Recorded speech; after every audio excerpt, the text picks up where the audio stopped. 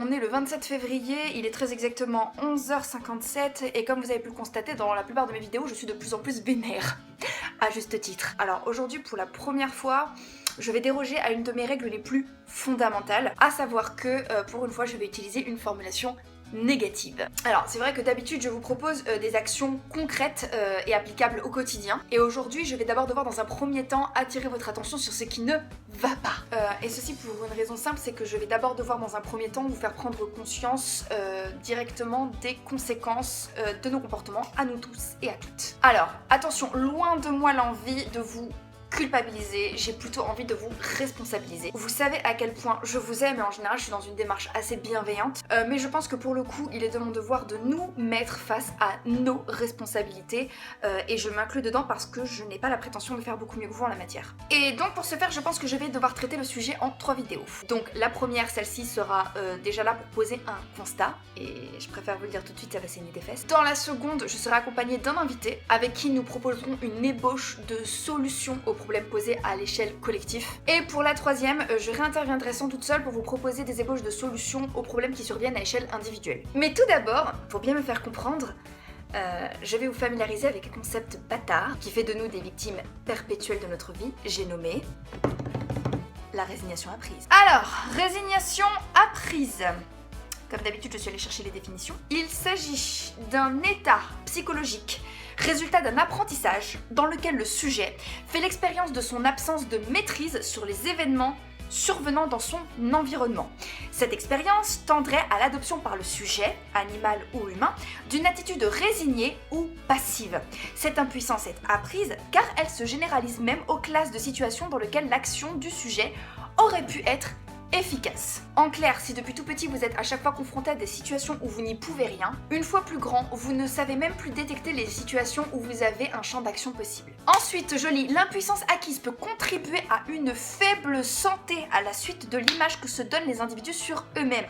Cette dégradation de la santé peut inclure une négligence nutritionnelle, du sport et des traitements médicaux car les individus croient qu'ils n'ont aucune possibilité de changer.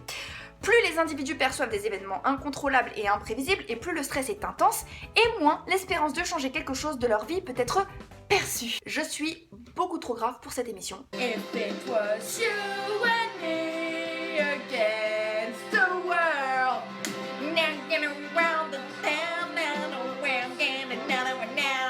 j'ai intérêt à être méga bonasse pour conserver votre attention. Je peux compter sur vous, tic et tac? Non. Ce qu'il faut pas faire pour changer le monde. Qu'on soit bien d'accord là-dessus, je ne vous dis pas tout ça pour vous faire vous sentir mal. Je veux au contraire que vous preniez pleinement conscience de votre pouvoir sur les événements, pour pouvoir ensuite vous libérer du joug des autres. Parce que dans le fond, c'est une bonne nouvelle. Cela veut dire que vous êtes beaucoup plus puissant que ce que vous croyez. J'essaie de doser la bonassitude pour que l'afflux sanguin soit dirigé de manière assez équilibrée. Si vous ne prenez pas conscience de votre pouvoir, vous laissez aux autres le soin de faire ce qu'ils veulent de vous, ni plus ni moins. Ils pourront décider de ce que vous allez faire de votre journée, de votre façon de vous habiller, de consommer, de manger, de boire ou de fumer, de dormir ou de fonder votre foyer. Petite liste non exhaustive des trous du cul qui en profitent honteusement. Notre gouvernement actuel, par exemple, qui parvient à nous persuader que le seul candidat potable aux prochaines élections présidentielles possède un sens du scrupule inversement proportionnel à son système pilofacial. Oui, je parle de ses sourcils. McDonald's, Coca-Cola et tous les autres lobbies alimentaires qui nous ont convaincus qu'il était incapable de nous faire plaisir d'un point de vue gustatif sans manger gras, sucré ou salé, et que s'intéresser à ce qui se passait dans nos assiettes faisait de nous des psychorigides, ce qui est évidemment faux. L'école qui depuis tout petit nous explique que notre vie va principalement consister à nous lever chaque matin pour réaliser les rêves de quelqu'un d'autre, communément appelé patron, et qu'en plus on devrait dire merci. Hollywood qui nous a dépeint la relation à deux exclusive hétérosexuelle comme la seule forme d'amour romantique possible. La publicité qui nous a inoculé, et non ce n'est pas un gros mot, que notre valeur dépend principalement du prix qui figure sur l'étiquette de nos téléphones portables. Et je vous parle de mon iPhone 6. C'est dire si je sais de quoi je parle. Alors attention les gens, je vais vous faire une révélation douloureuse, mais vous êtes exclusivement responsable de la vie que vous menez.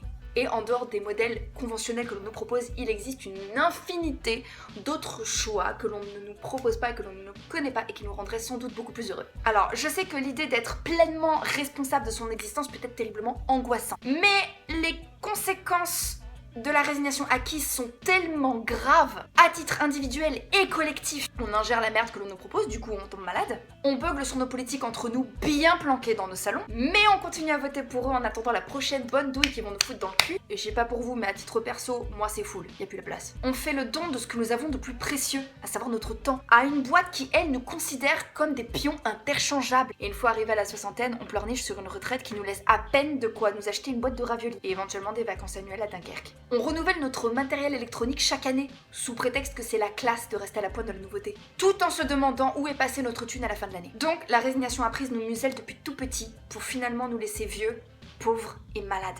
Et le pire dans tout ça, c'est qu'on est directement responsable de tout ce qui nous arrive, et par extension de tout ce qui ne tourne pas rond sur cette planète. Les inégalités sociales, les conflits, les maladies et les changements climatiques qui vont à terme mener à l'extinction directe de notre espèce.